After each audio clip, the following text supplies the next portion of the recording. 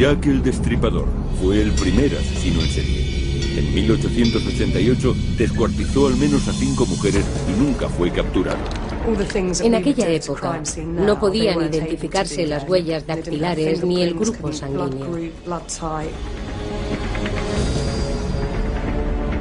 Laura Richard es psicóloga del comportamiento del Departamento de Crímenes Violentos de Scotland Yard. Ha aceptado revisar este caso rodeado de mitos y teorías de conspiración.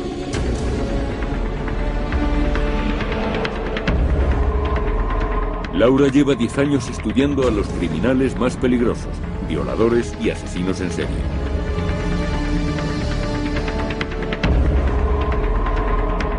Ha reunido un equipo de especialistas que emplearán técnicas del siglo XXI para analizar a este asesino. Jack el Destripador nos supone un reto. No concebimos que alguien pueda mutilar de ese modo a una mujer, así que no podemos comprenderlo. Perfil geográfico, imagen digital y ADN de pruebas nunca analizadas hasta la fecha. Estas técnicas proporcionarían la descripción más minuciosa realizada sobre el asesino. Dónde vivía, qué aspecto tenía y por qué mataba. Laura Richard desvelará por primera vez cómo escapó el asesino más famoso de la historia. Más de un siglo después, se vuelve a abrir la veda de Jack el Destripador.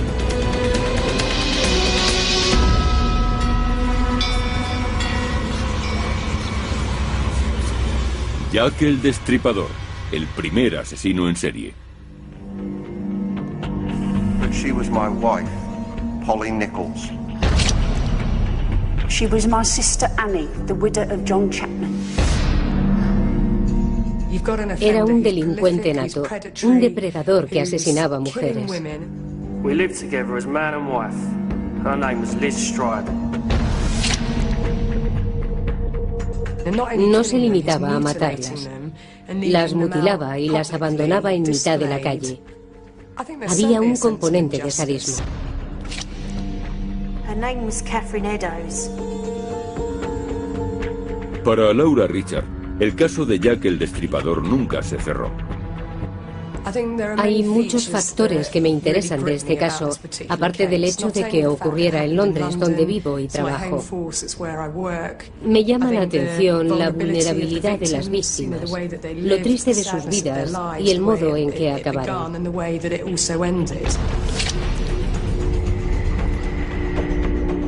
El trabajo de Laura es analizar comportamientos.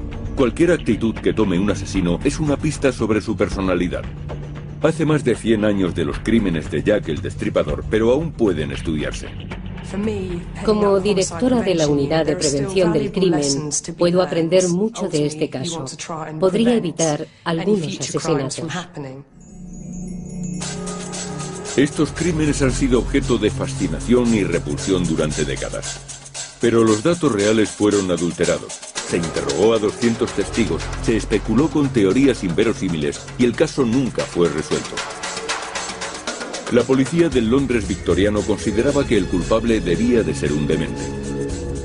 Aaron Kosminski, un interno inofensivo, se convirtió en sospechoso porque comía basura y creía oír voces. Después llegaron las teorías de la conspiración. Se mencionó al príncipe heredero Albert Edward, nieto de la reina Victoria. Tenía coartadas imposibles para todas las noches de los crímenes. ¿Era masón el médico personal de la reina Victoria, William Galt? Los historiadores siempre descartamos teorías infundadas, pero cada vez aparecen más. La prensa convirtió a Jack el Destripador en una leyenda, y su búsqueda se volvió un juego. Al tratarse del primer asesino en serie, la policía no estaba preparada para detenerlo. La investigación se suspendió tras 4 años sin resultados. Laura aceptó reabrirla y centrarse únicamente en los hechos. Nos conducimos como en un caso normal, basándonos en los hechos y en lo que podemos deducir del asesino sin dejarnos influir por posibles sospechosos. El objetivo es el análisis exhaustivo de la psicología del asesino. El punto de partida es lo que Laura llama victimología, llegar al asesino a través de las víctimas. El estilo de vida de una persona puede proporcionar pistas sobre su muerte. Se ha aceptado de manera general que hubo 5 víctimas y que la primera fue Polly Nichols.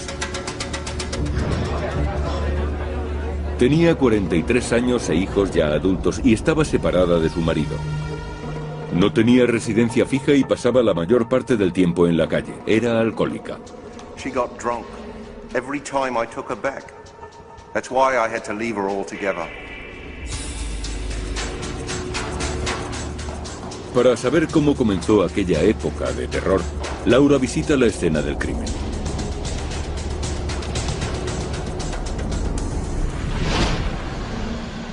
Una imagen vale más que 1000 palabras. Y si es una escena del crimen, mucho más. Además, es parte de mi trabajo.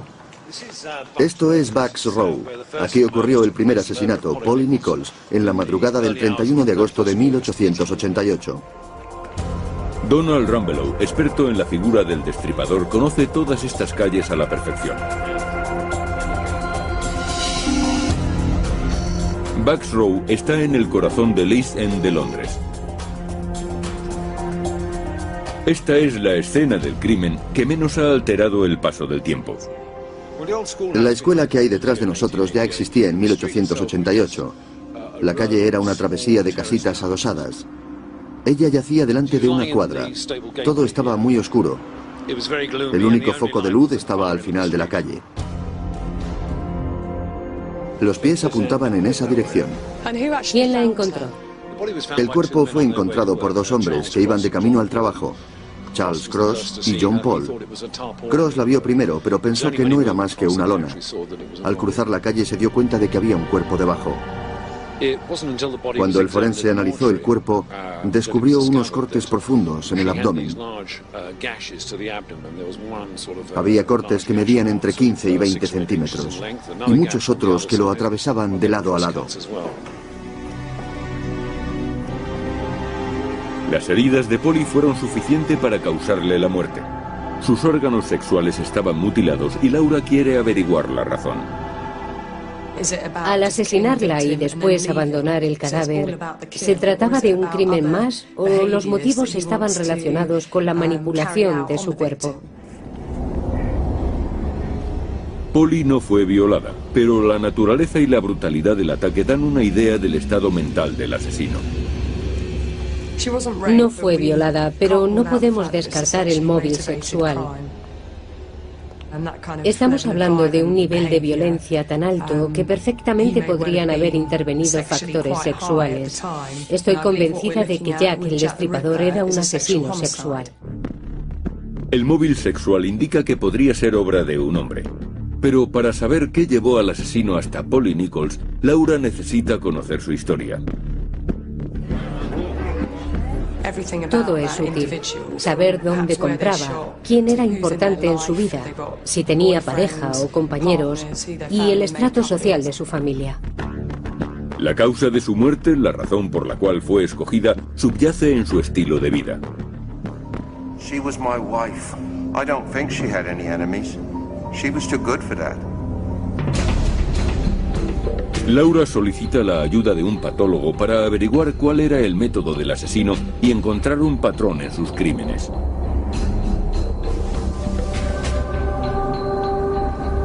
Tiene acceso a técnicas y procedimientos que los investigadores de 1888 no podían siquiera imaginar. Pero investigar un caso de más de 100 años es todo un desafío.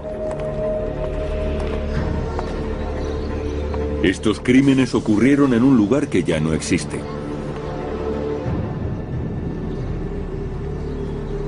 Para comprender lo que ocurrió, antes debes saber cómo era Whitechapel. Un barrio del East End donde vivía Polly Nichols y donde el destripador perpetraba sus crímenes. ¿Por qué estaba Polly en Bucks Row? Probablemente buscaba clientes. Había tenido 3 ese día, pero se había gastado el dinero en Ginebra. ¿Era una prostituta? Era una prostituta y estaba buscando un cliente. Se sentía muy atractiva porque tenía un sombrero nuevo. Estaba borracha, pero aún así se veía guapa. Las profesionales del sexo, las prostitutas, eran víctimas potenciales debido a su accesibilidad. Polly Nichols vivía en una situación de riesgo. Antes incluso de la aparición del destripador, la zona donde vivía era una de las más peligrosas. El 55% de los niños nacidos en el East End morían antes de los 5 años. Era una sociedad en la que dominaban la pobreza y el alcohol. El alcohol sacudió los barrios marginales de Londres como haría la cocaína en Estados Unidos un siglo después. Era una zona violenta, alcohol, prostitutas y niños maltratados. Todo se debía a las terribles condiciones de vida y trabajo del East End londinense. Las mujeres como Polly se dedicaban a la prostitución para sobrevivir. Según algunas estadísticas, 1 de cada 16 hogares hacía las veces de burdel. Y en los 2 kilómetros cuadrados de Whitechapel había aproximadamente 500 prostitutas. Para que se haga una idea de la miseria en la que vivían, le diré que se prostituían por 2 peniques o una rebanada de pan rancio. Polly Nichols y las demás víctimas del destripador vivían en esas condiciones. Es quizás el único caso de asesinatos en serie en el que las escenas del crimen están a menos de 2 horas de distancia unas de otras. Los homicidios se produjeron en un radio de 2 kilómetros cuadrados. Es claramente algo premeditado. El entorno se adaptaba a los propósitos del destripador. Pero existía la posibilidad de que se tratara de un furtivo, alguien ajeno al lugar que acudía simplemente a cazar. O quizá era un depredador que atacaba dentro de su territorio. Laura utiliza la técnica del perfil geográfico. Es muy común entre los cuerpos de seguridad y sirve para interpretar las localizaciones de las escenas del crimen. El perfil geográfico fue inventado por el expolicía y matemático Kim Rosmo, de la Universidad de Texas. Años atrás había descubierto que era posible utilizar las localizaciones de las escenas del crimen para ubicar la base del asesino. La mayoría de los criminales operan fuera de sus casas para encontrar objetivos. Cometen los crímenes cerca, pero no demasiado. Se preocupan por su anonimato y prefieren no actuar en una zona en la que puedan ser identificados. El Dr. Rosmo emplea una fórmula basada en casos resueltos. Incluye información de las escenas del crimen y del entorno, como casas, calles y zonas públicas, y calcula la procedencia del atacante. Un programa realiza millones de cálculos para determinar el área de procedencia más probable. Genera un mapa que indica la probabilidad con colores. En negro, la zona menos probable de albergar la base del atacante, y en rojo, la más probable. Teniendo en cuenta que los asesinatos ocurrieron en un área reducida, el Dr. Rosmo puede determinar la calle por la que deberían de haber empezado las pesquisas en 1888. Mientras espera los resultados del perfil geográfico, Laura analiza el segundo asesinato. Ocurrió 9 días después de que se hallara el cadáver de Polly y a menos de 1 kilómetro, en Hanbury Street. La víctima se llamaba Annie Chapman.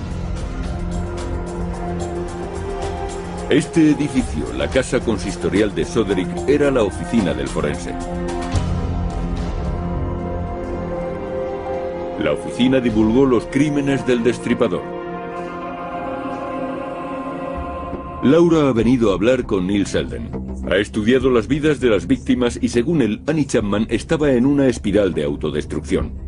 ¿Puede decirme algo más al respecto? Sí, todas pertenecían a la clase obrera. Annie Chapman tal vez tuviera un origen un poco más alto. Her husband died 18 months ago now. After that she rather gave up. El matrimonio llevaba una vida muy normal. John trabajaba como cochero en Bond Street. Pero al parecer Annie robaba dinero a la familia de sus jefes y ambos terminaron por perder sus trabajos. Fue entonces cuando empezaron a tener problemas con la bebida.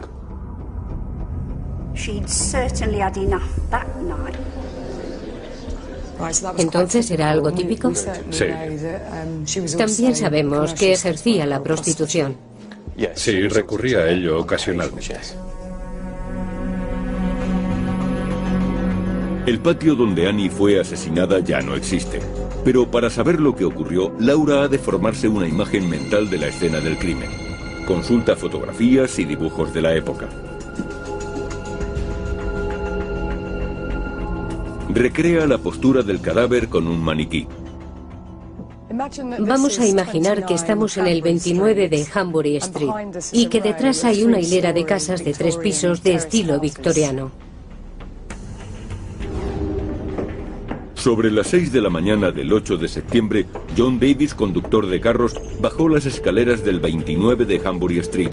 Iba a trabajar. Reparó en que la puerta estaba entreabierta y sintió curiosidad.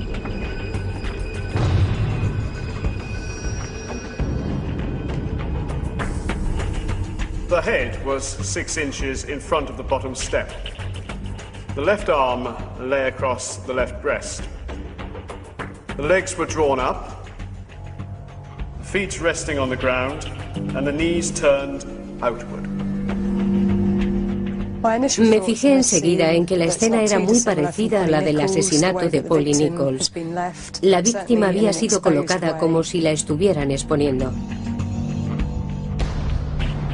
El corte en el cuello era tan profundo que casi había sido decapitada. Le faltaba parte del útero.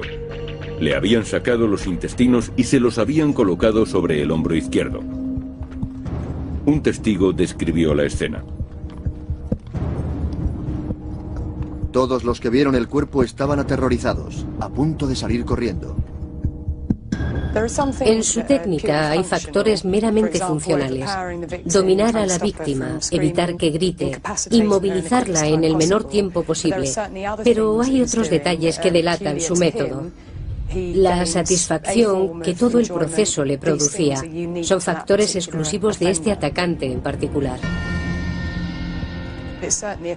Abrir a la víctima, sacarle los intestinos, colocárselos encima y llevarse consigo el útero es sin duda el resultado de una decisión que había tomado con anterioridad y conscientemente.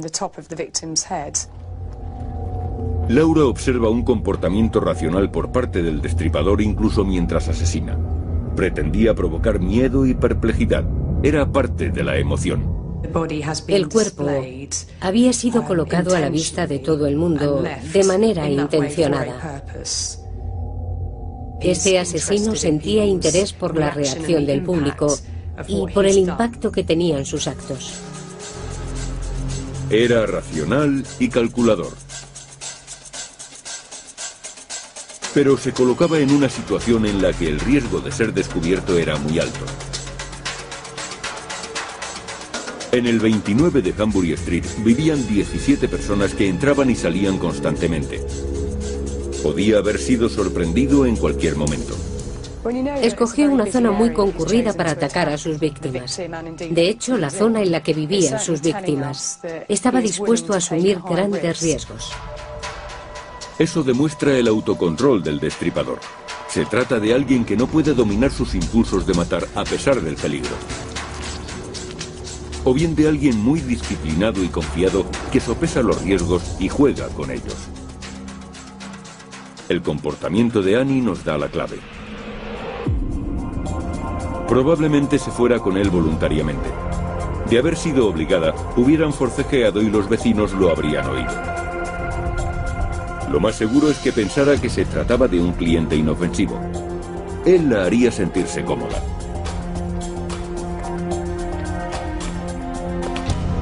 En 1888 la policía buscaba a un demente, alguien apenas humano. Pero el asesino que Laura investiga no se corresponde con ese estereotipo. Lo primero que uno piensa es que se trata de un marginado social, alguien que no tiene relaciones con el sexo opuesto. Sin embargo, llevo 10 años trabajando en casos violentos y nunca me he encontrado con algo así. La mayoría de los atacantes mantienen relaciones con mujeres. El destripador ocultaba a sus víctimas su verdadero propósito hasta el final. Según Laura, el sexo no era lo que le motivaba. En cierto momento, el destripador mostraba sus intenciones a la víctima y revelaba su personalidad. Y ese preciso momento es el que inquieta a Laura, ya que el destripador era consciente de lo que estaba haciendo y Laura necesita saberlo todo. La violencia es una elección. Escogió actuar así y expresarse de esa manera. Lo que intento ahora es encontrar una explicación para todo esto. Laura acude a Peter Dean. Es forense de la policía en el distrito de Whitechapel. Si el destripador existiera en la actualidad, el caso recaería en Peter Dean. En calidad de especialista, su trabajo es interpretar lesiones.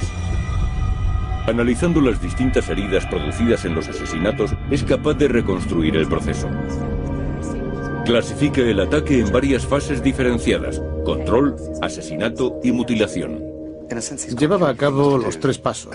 Tenía que reducir a la víctima y ejecutar los 2 primeros rápidamente. En un tiempo muy breve. Muy breve. Y las pruebas muestran que cometió la mayor parte de los asesinatos asfixiándolas. En el caso de Annie Chapman, el doctor George Baxter Phillips, forense de la policía, describe el cadáver como el de alguien asfixiado que se ha tragado su propia lengua. El mito alrededor del destripador ha crecido en base a las mutilaciones. Pero contrariamente a lo que se cree, no era así como las asesinaba. Primero las estrangulaba. Por mi trabajo, sé que es muy difícil estrangular a alguien con las manos. Si hablamos del proceso de la asfixia, sí, requiere tiempo y fuerza. Pero se cercioraba de sus muertes cortándoles la garganta. Luego, cuando estaban tendidas en el suelo, realizaba las mutilaciones que les singularizan. Exactamente. Esta última fase es, según Laura, el objetivo del destripador. Va más allá del asesinato y del autocontrol. Es precisamente lo que le excita y satisface. Revela cuáles son sus fantasías. Buscaba una sensación que le provocaba cierta forma de placer. Deduzco que se trata de algo que tiene que ver con la ira, el poder y el control. No mataba descuartizando, mataba para descuartizar. Esta particularidad es lo que provoca tanta fascinación en torno a sus crímenes y lo que ha dado origen a uno de los mayores mitos relacionados con el caso. El forense que practicó la autopsia a Annie Chapman fue el primero en proponer que el asesino era un cirujano. Reconoció técnicas quirúrgicas en las heridas, pero es una teoría con poco fundamento. Posteriormente, algunos médicos se han mostrado en desacuerdo. El doctor Bond revisó todas las autopsias y afirmó que el asesino no tenía conocimientos de anatomía o cirugía, ni siquiera los de alguien que hubiera trabajado de carnicero, en un matadero o en otros oficios propios de la época. Para Laura hay un aspecto mucho más importante que la formación médica del destripador: el proceso psicológico que lleva a cometer este daño a otra persona. Hablamos fríamente, centrándonos en los hechos, pero matar a alguien supone un proceso mental tremendo. Laura lleva 7 años estudiando asesinos y sus motivaciones. El destripador perpetró sus crímenes hace un siglo, pero según Laura, no dista mucho de los asesinos actuales. He recopilado mucha información sobre criminales violentos y asesinos en serie y me he remontado hasta sus infancias para encontrar experiencias traumáticas. Y si habían sufrido algún tipo de abuso físico, emocional o psicológico, algo que les convirtiera en lo que son. La gente indefensa suele tener ansias de poder, ya que el destripador encaja muy bien ahí. A Laura, la experiencia le dicta que la crueldad del destripador tiene su origen en algo que él mismo experimentó. De acuerdo con Peter Dean, la manera que escogió para expresar su ira le permitió infligir daños terribles y escapar sin siquiera mancharse de sangre. ¿Hasta qué punto se manchaba de sangre? Este tipo de mutilaciones provoca un gran flujo de sangre. Aunque el hecho de que las asfixiara antes de destriparlas lo limitara significativamente. Porque el corazón deja de latir. Exactamente. De esta manera no hay presión arterial. Y si todo se desarrollaba de noche y además llevaba un abrigo oscuro, tenía más posibilidades de pasar desapercibido entre la multitud y escapar. De este modo podía llevar a cabo todo lo que tuviera en mente y después desaparecer. El destripador había atacado 2 veces en un mes. Tras estos 2 asesinatos, el gobierno y el pueblo de Londres advirtieron que se enfrentaban a algo diferente y terrorífico. Mientras aguardaban, no podían imaginar que cometería 2 crímenes más en solo una hora. Y que dejaría tras de sí un rastro que podría retomarse más de un siglo después. Para Laura, el tiempo transcurrido es irrelevante. Aborda el caso con las mismas herramientas que emplearía si colaborase en una investigación actual. Ahora recibe una visita de su antiguo mentor, John Greed. Era uno de los miembros más respetados de la Policía Metropolitana. Se retiró en 2002 tras haber resuelto algunos de los crímenes más complejos de la historia de Londres. Además, es especialista en el caso del destripador y aporta nuevos elementos a la investigación. Están relacionados con la 4ª víctima, Catherine Eddowes. Hasta ahora no se conocía ninguna prueba física que hubiera sobrevivido hasta hoy, pero alguien aseguraba tener un chal que fue sustraído del cuerpo de Eddowes.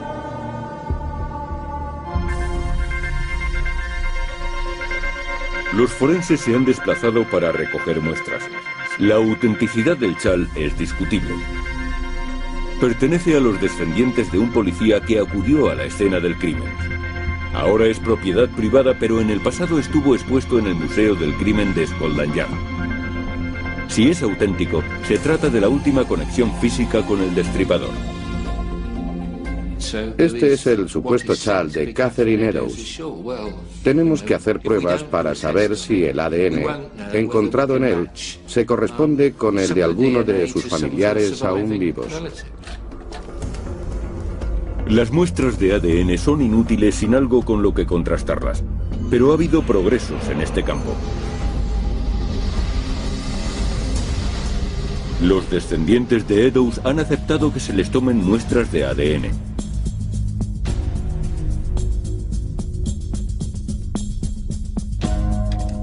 Teniendo en cuenta que el chal nunca ha estado en contacto con la familia, si demostramos que ha existido tal distancia, podremos demostrar que se trata del chal de Catherine Eddowes, pero debemos hacer las pruebas pertinentes. Si se establece una conexión entre Catherine Eddowes y el chal, habrá que recopilar y preservar nuevo material genético para futuras investigaciones. Esta puede ser la última oportunidad de conseguir ADN del destripador.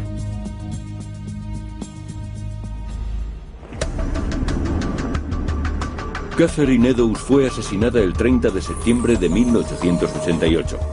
Los expertos llaman a aquella noche la noche del doble acontecimiento, ya que también murió otra mujer, Liz Stride. Esta es la noche mejor documentada de toda la carrera criminal del destripador. Con las fichas policiales y las declaraciones de los testigos y los forenses, es posible reconstruir los acontecimientos con precisión. Laura y John Greed ponen en común sus conocimientos. Él ha dirigido decenas de investigaciones policiales. Reconstruyen los movimientos de Liz Stride y Catherine Eddowes durante sus últimas horas.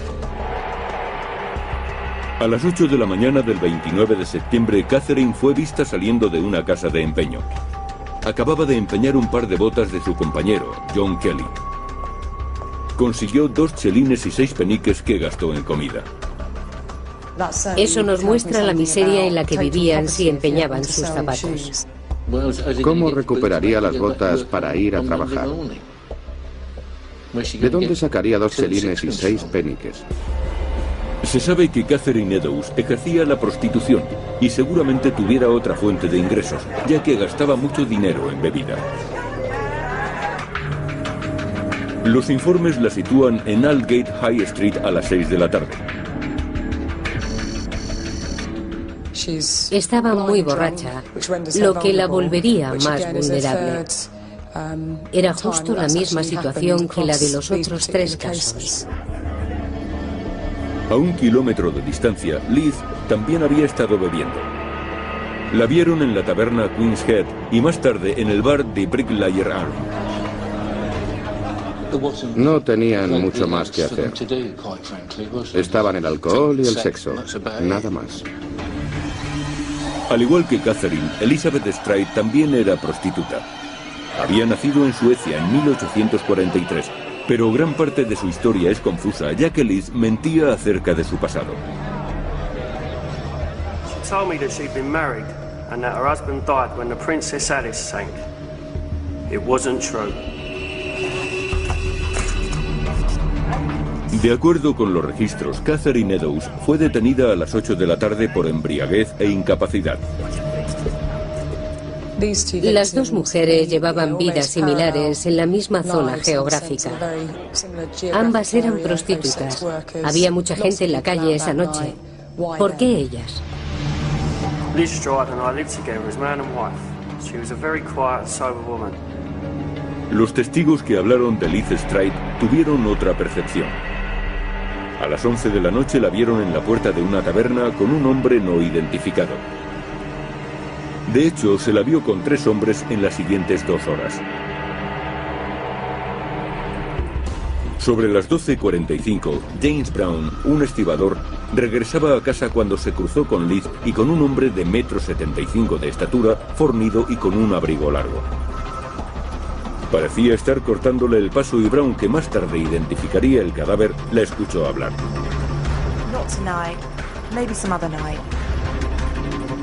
Hay una serie de descripciones que podrían referirse a diferentes hombres o apuntar todas hacia la misma persona. Ejercer la prostitución supone un gran riesgo.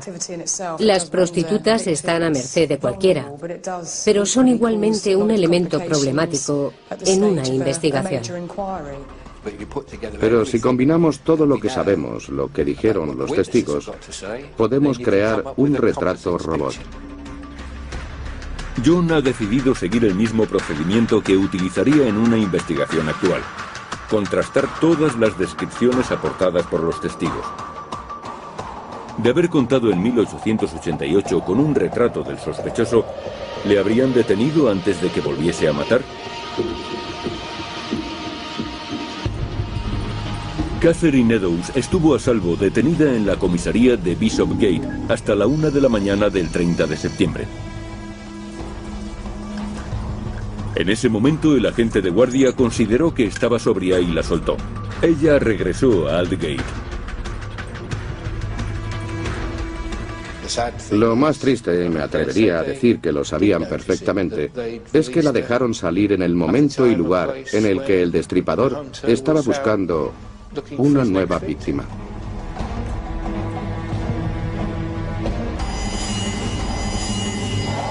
Ya se había encontrado con Liz Stride y su cuerpo yacía en Berners Street. Cuando lo descubrieron a las 12:45 de la noche, todavía estaba caliente. El corte en la garganta todavía sangraba. Había muerto menos de 5 minutos antes. Aparte de esa herida, no había nada más. No estaba mutilada. Los que descubrieron el cadáver habían interrumpido el trabajo del asesino. Al entrar en el patio, lo perturbaron. Pero no fueron lo suficientemente rápidos como para salvar a Liz Stride, y puede que involuntariamente determinasen el destino de Catherine Eddowes. El atacante debía completar su trabajo para satisfacer una necesidad particular. En aquellos momentos estaría, seguramente, dominado por la adrenalina, buscando a una víctima con la que pudiera culminar su ataque. Se sabe que el destripador estaba en Berners Street sobre la 1 de la madrugada y que se dirigió al oeste hacia Mitre Square. Llegaría a su destino a la 1:30, ya que el cadáver fue hallado a la 1:45 y era evidente que le había dedicado tiempo. Catherine Eddowes sufrió mutilaciones mucho peores que las víctimas anteriores. Parecía haber querido resarcirse del primer intento frustrado de la noche. Pero solo él sabía lo que se le pasaba por la cabeza en ese momento. A lo mejor ella le rechazó como cliente y él se ensañó, destrozándole la cara y cortándole la nariz. Se puede establecer una tercera localización del destripador en aquella noche. A las 2:55, el inspector Alfred Long llevaba a cabo una investigación en Gloucester Street. Una pintada le llamó la atención y debajo descubrió un jirón de ropa ensangrentado. Había sido cortado del delantal de Eddowes. Sabemos con certeza que el asesino recogió esta prueba en la escena del crimen y la colocó en otro lugar.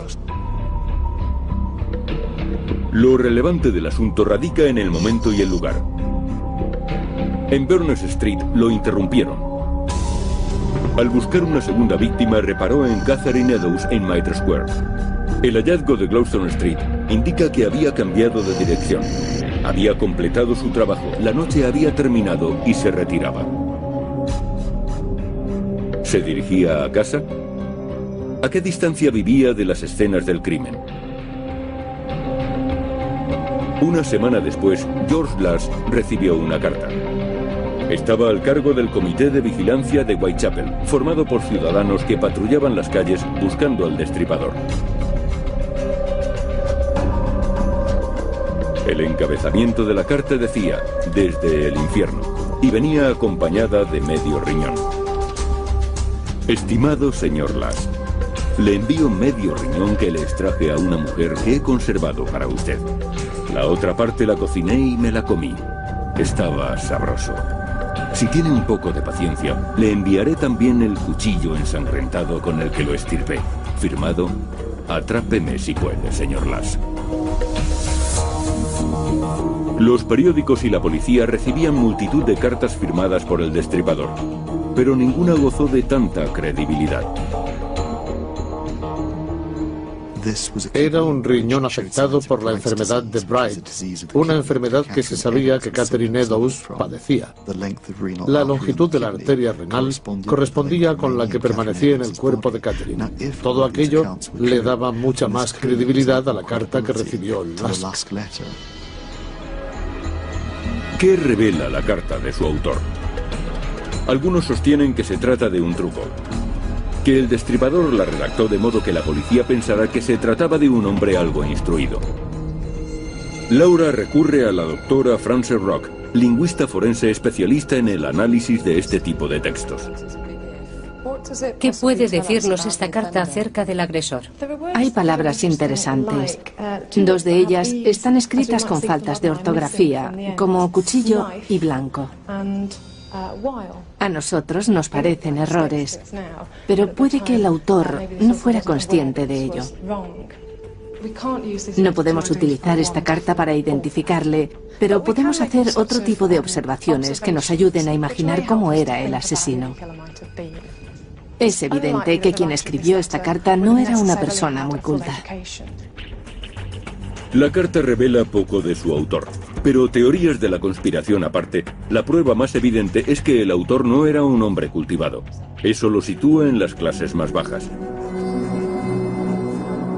Para Laura, la carta ofrece dos pistas más: la referencia al canibalismo y el hecho de que Lask fuera el destinatario. Solo he tratado dos casos en los últimos 10 años en los que ha habido elementos de canibalismo. Casos en los que han extraído un órgano con la intención de cocinarlo y consumirlo. Quizás era lo que quería que la gente creyera para aterrorizar a la comunidad y tener un impacto más grande. A diferencia de las otras cartas que eran fraudes evidentes, no se comunicó la existencia de esta última al gobierno ni a la prensa. El destripador no pretendía un impacto a nivel nacional. La envió a un cabecilla del barrio porque su interés se limitaba a Whitechapel. Todas las pruebas apuntaban en la misma dirección. El destripador era alguien de la zona. La mañana del 9 de noviembre de 1888, Thomas Bowyer se desplazó hasta Maylor's Court en Whitechapel para cobrar un alquiler. Al no recibir respuesta, se asomó por la ventana. Más tarde relataría a la prensa que lo que vio allí dentro era obra del diablo.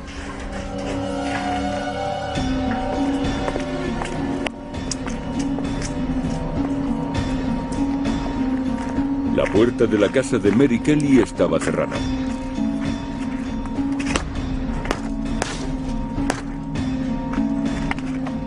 Había partes de su cuerpo por toda la habitación. Se sabe menos de esta víctima que de las anteriores. Era más joven que las demás, tenía alrededor de 25 años y era conocida por su belleza, pero no se conservan fotografías. También era prostituta, pero de todas las víctimas del destripador, solo ella tenía un domicilio fijo. Fue la única a la que asesinaron en una casa. La crueldad con que la trató es probablemente la más desproporcionada que se ha infligido a un ser humano.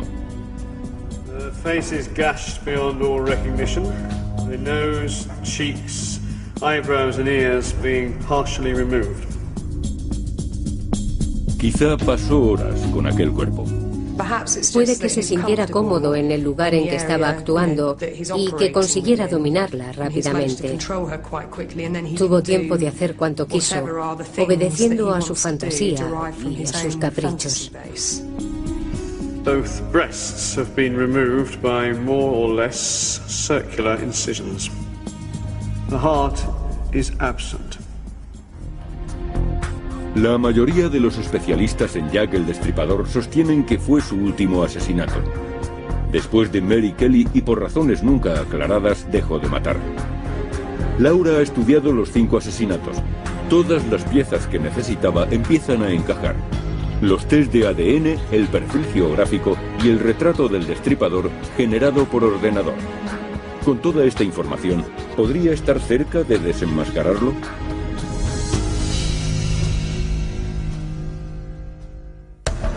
Laura ha elaborado un análisis psicológico del asesino a partir del estudio de los criminales más peligrosos.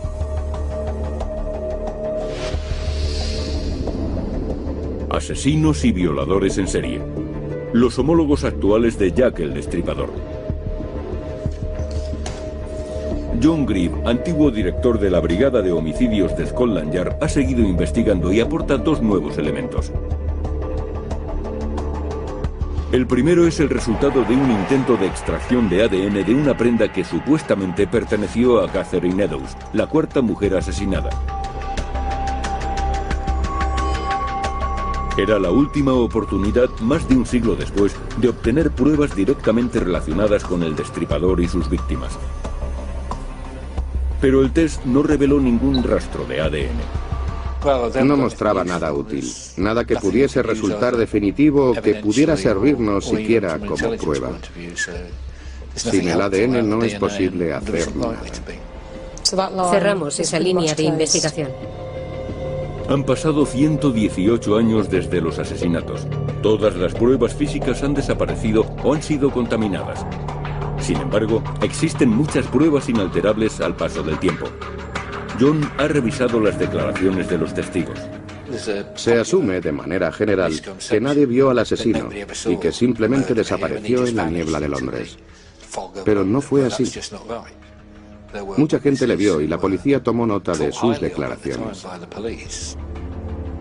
La policía recogió 13 descripciones de distintos testigos que hablaban de un hombre que merodeaba por la zona. Pero se trata de testigos circunstanciales, lo que plantea un problema. Algunas declaraciones difieren mucho. Describen a personas distintas. Pero muchas son lo bastante similares como para referirse al mismo hombre. Si combinamos todas estas descripciones, podremos elaborar un retrato robot. Utilizando todos los datos de las declaraciones y los informes policiales, se crea un retrato robot igual que se haría en un caso actual.